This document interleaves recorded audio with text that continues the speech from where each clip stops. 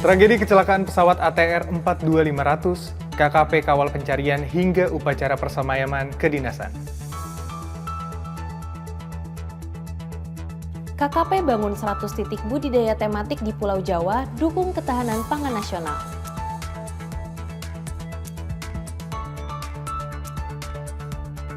Puluhan ribu hektar tambak budidaya di Aceh rusak akibat banjir. KKP gerak cepat pulihkan sanitasi dan saluran bantuan logistik di Aceh, Sumatera.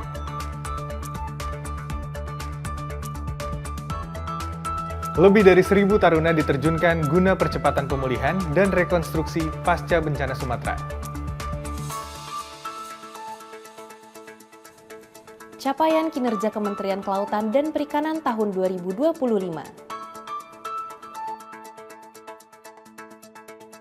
Halo sahabat Bahari, mengawali perjumpaan kita di awal Januari tahun 2026 ini, saya Gufran Araja dan rekan saya, Zafriza Lauhimafuda, kembali hadir menemani Anda dalam program KKP News. Awal tahun 2026 ini Kementerian Kelautan dan Perikanan diselimuti duka yang mendalam atas tragedi kecelakaan pesawat ATR 42500. KKP kehilangan 3 putra terbaiknya dalam insiden tersebut. Kami turut berduka atas gugurnya saudara Deden Maulana, Ferry Irawan, dan Yoga Noval, yang tengah mengemban misi pengawasan sumber daya kelautan dan perikanan. Dari Galeri BMKT Kementerian Kelautan dan Perikanan, inilah KKP News selengkapnya.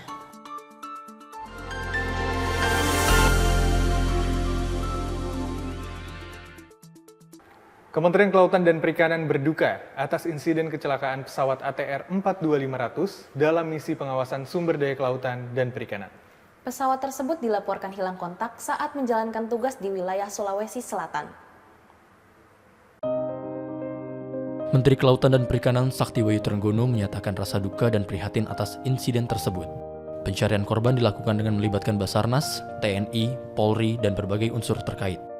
Pada tanggal 17 Januari 2026 pukul 19.20 WIB, status pesawat, kru, dan penumpang sedang dilakukan pencarian atau search and rescue oleh tim SAR gabungan. Jadi saya mohon doa dari teman-teman semua untuk yang terbaik segera bisa ditemukan dan kita bisa tahu persis apa yang terjadi.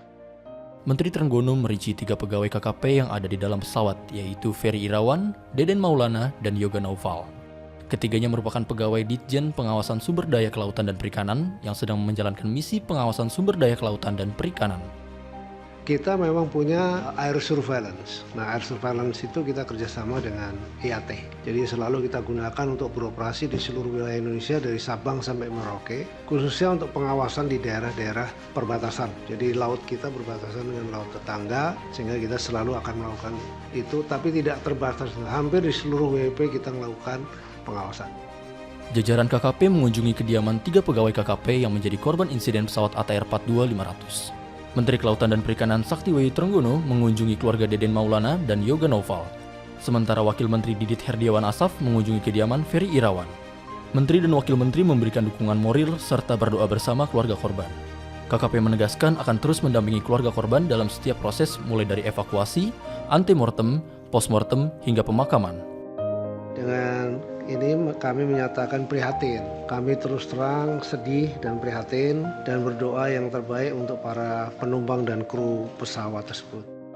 Selain kunjungan, KKP juga mendampingi keluarga korban dalam proses antemortem di Bandara Internasional Sultan Hasanuddin Makassar, serta memfasilitasi segala kebutuhan keluarga selama proses identifikasi berlangsung. Wakil Menteri Kelautan dan Perikanan menegaskan KKP akan terus mengawal dan memastikan keluarga korban tidak sendirian dalam menghadapi musibah ini.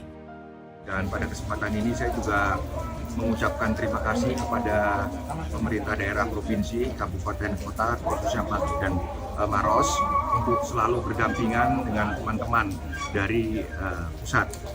Yang kedua, saya mengucapkan terima kasih juga yang sangat utama kepada Basarnas, Pangdam, kepolisian, gubernur, Polda, dan lain sebagainya, serta para relawan-relawan kita yang membantu untuk mengevakuasi musibah di tempat kami, sehingga ini dapat berjalan lancar. Setelah menjalani proses identifikasi oleh tim DVI Polda Sulawesi Selatan, Seluruh jenazah dikembalikan kepada keluarganya, termasuk 3 jenazah korban yang merupakan pegawai KKP. Sebelum dimakamkan di tempat peristirahatan masing-masing, 3 jenazah pegawai KKP dan pilot Cap Andy Dahanato disemayamkan di kampus Politeknik Ahli Usaha Perikanan Pasar Minggu. Prosesi persemayaman dan pelepasan jenazah dilakukan secara kedinasan. Ketiga pegawai KKP yaitu Ferry Irawan, Deden Maulana, dan Yoga Noval mendapatkan kenaikan pangkat anumerta serta beasiswa pendidikan untuk putranya hingga perguruan tinggi. Kementerian Kelautan menegaskan seluruh hak korban akan diserahkan kepada keluarga termasuk asuransi kecelakaan kerja. Kementerian Kelautan dan Perikanan mengucapkan duka mendalam kepada para korban ATR 42500 dan memberikan penghargaan setinggi-tingginya atas dedikasi dan pengabdian dalam menjaga laut Indonesia. Semoga para korban diberikan tempat terbaik dan keluarga yang ditinggalkan diberikan ketabahan. Baik sahabat Bahari, kita beralih ke berita selanjutnya. Kementerian Kelautan dan Perikanan mengembangkan 100 lokasi budidaya tematik di Pulau Jawa. Program prioritas KKP yang bersinergi dengan pengelola Koperasi Desa Kelurahan Merah Putih ini untuk mendukung program ketahanan pangan nasional, salah satunya program makan bergizi gratis.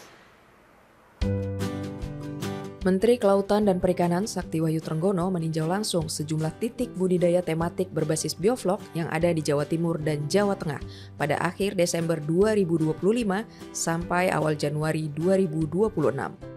Dalam kunjungannya ke Kabupaten Situbondo, Madiun, Ngawi, Sleman, serta Boyolali, Menteri Trenggono ingin memastikan program budidaya bioflok dijalankan secara optimal oleh pengelola Koperasi Desa Kelurahan Merah Putih sebagai unit usaha yang mendukung program ketahanan pangan dan peningkatan kesejahteraan masyarakat desa. Kementerian Kelautan dan Perikanan membangun fasilitas produksi budidaya perikanan yang lengkap di setiap lokasi, mulai dari 24 unit kolam bioflok beserta belasan ribu benih ikan, mesin aerasi, pakan, hingga obat-obatan dan vitamin untuk mendukung tumbuh kembang ikan yang dibudidayakan. Komoditas ikan yang dibudidayakan merupakan ikan-ikan air tawar yang memang potensial di daerah tersebut, diantaranya ikan lele dan nila. Untuk komoditas lele, KKP menargetkan hasil panen hingga 5 ton dari setiap lokasi dengan masa produksi sekitar 2-3 bulan. Dalam menjalankan program budidaya tematik ini, KKP juga menjembatani kerjasama antara pengelola koperasi dengan pengelola SPPG sehingga ikan-ikan hasil panen nantinya dapat diserap langsung untuk mendukung program makan bergizi gratis. Menteri Trenggono optimis program budidaya tematik yang dikembangkan Kementerian Kelautan dan Perikanan di 100 lokasi pada tahun 2025 dapat meningkatkan pertumbuhan ekonomi desa, serta memperkuat ketahanan pangan berbasis protein ikan. Kita membangun 100 titik di Jawa Timur dan Jawa Tengah. Itu desa budidaya bioflok yang arahnya adalah untuk mendukung MBG, jadi mendukung protein yang diperlukan oleh MBG. Ada banyak variasi protein, ada ikan, lalu kemudian ada ayam, telur, daging ya. Jadi ini salah satu yang kita mendukung agar kebutuhan protein bisa terpenuhi. Nah, itu salah satunya kita bangun bioflok di desa-desa ya yang dikelola oleh Koperasi Desa Kelurahan Merah Putih.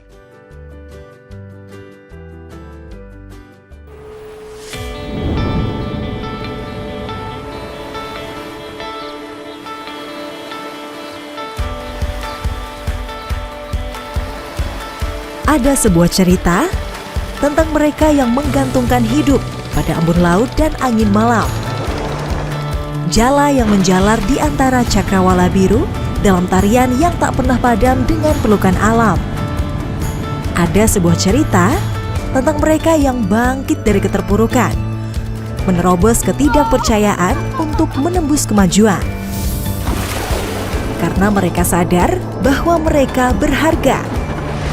Tak henti mengasah kreativitas, bersatu menciptakan inovasi, membangun rasa percaya akan masa depan, suarakan harapan dalam semangat kebersamaan, bergerak menuju kesejahteraan. Semua terekam di Neptune TV. Dari Pulau Jawa kita beralih ke Aceh, sahabat Bahari. Banjir bandang yang terjadi beberapa waktu lalu telah merusak sekitar 30.000 hektar tambak budidaya.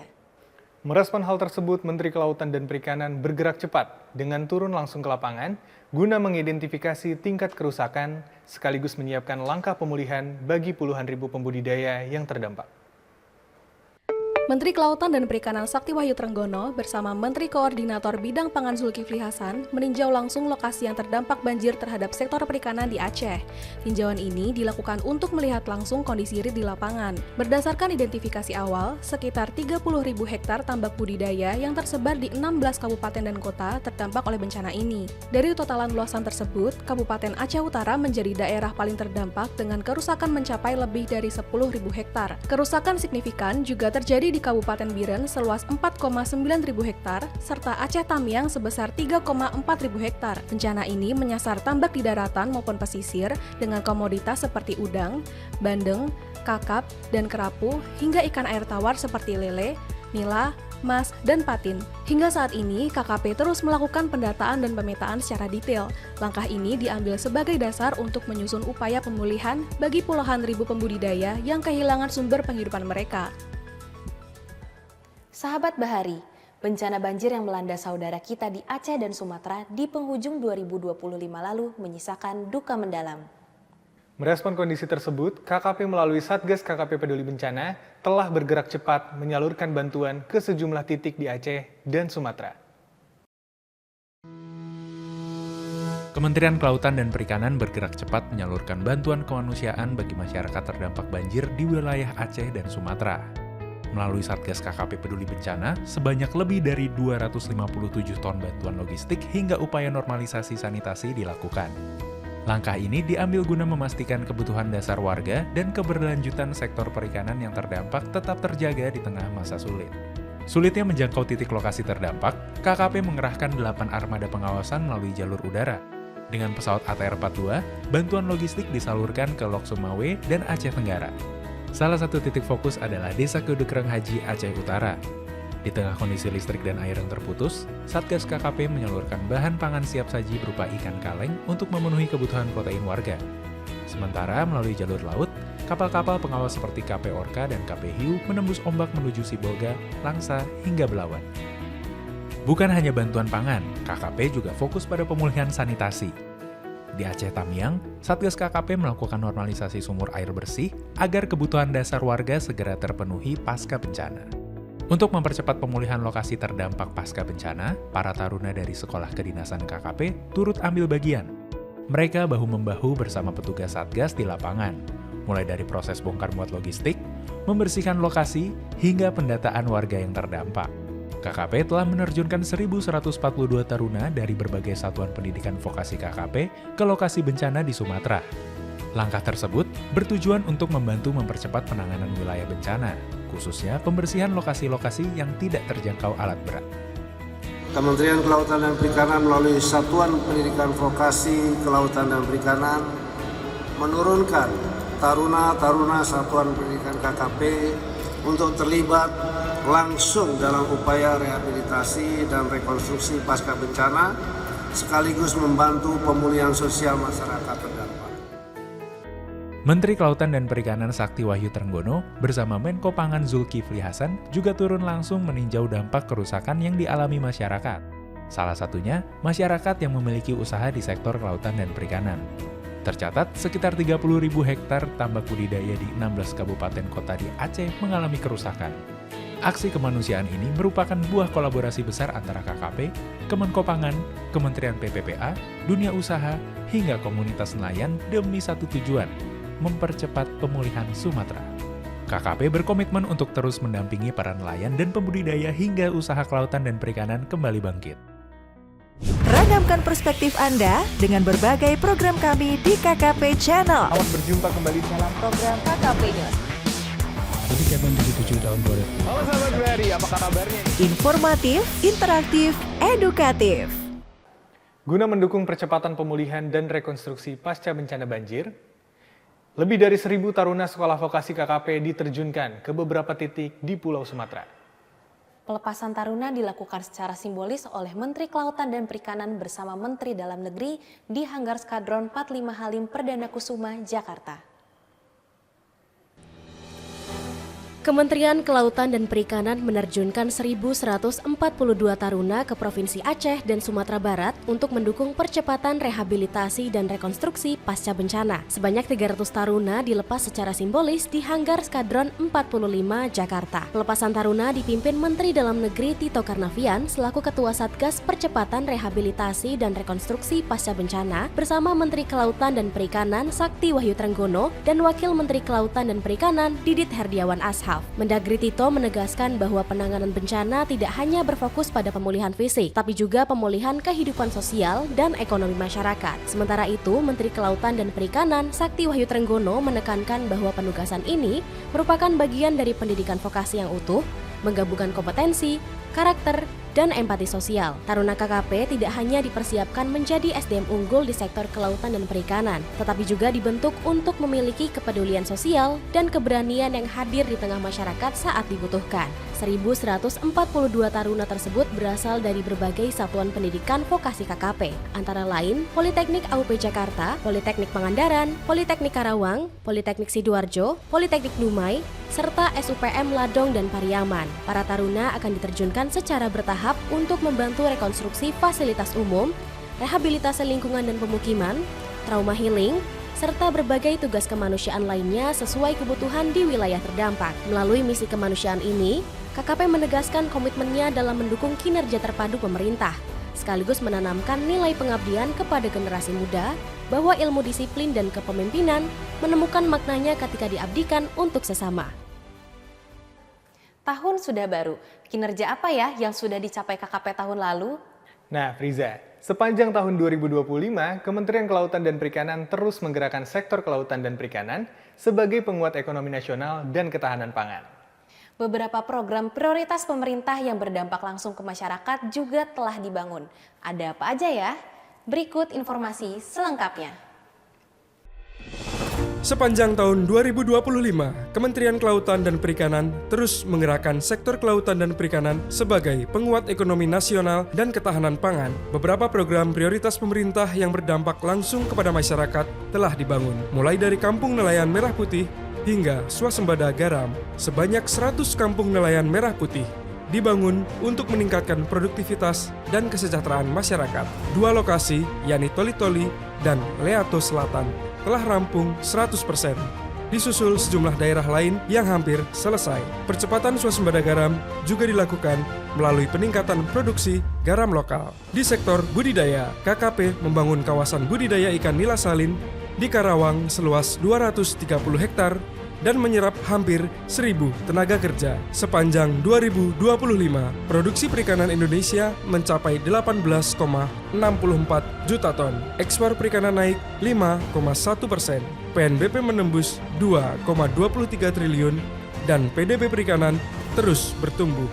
Kesejahteraan pelaku utama juga meningkat, terlihat dari nilai tukar nelayan atau NTN dan nilai tukar pembudidaya ikan atau NTPI yang stabil dan cenderung menguat. Untuk mendukung program Makan Bergizi Gratis, KKP mengembangkan budidaya bioflok yang terintegrasi dengan Koperasi Desa Merah Putih yang tersebar di Pulau Jawa. Di bidang lingkungan, KKP berhasil memperluas kawasan konservasi laut mencapai 30,9 juta hektar disertai penguatan pengawasan dan pemberantasan illegal fishing. KKP juga memberikan dukungan usaha kepada lebih dari 111.000 pelaku usaha kelautan dan perikanan. Laut Indonesia adalah masa depan kita. Dengan terus bergerak, berdampak, dan berkelanjutan, sektor kelautan dan perikanan terus maju dengan ekonomi biru untuk Indonesia Emas 2045. Selamat morning, bukan morning di laut tapi di KKP.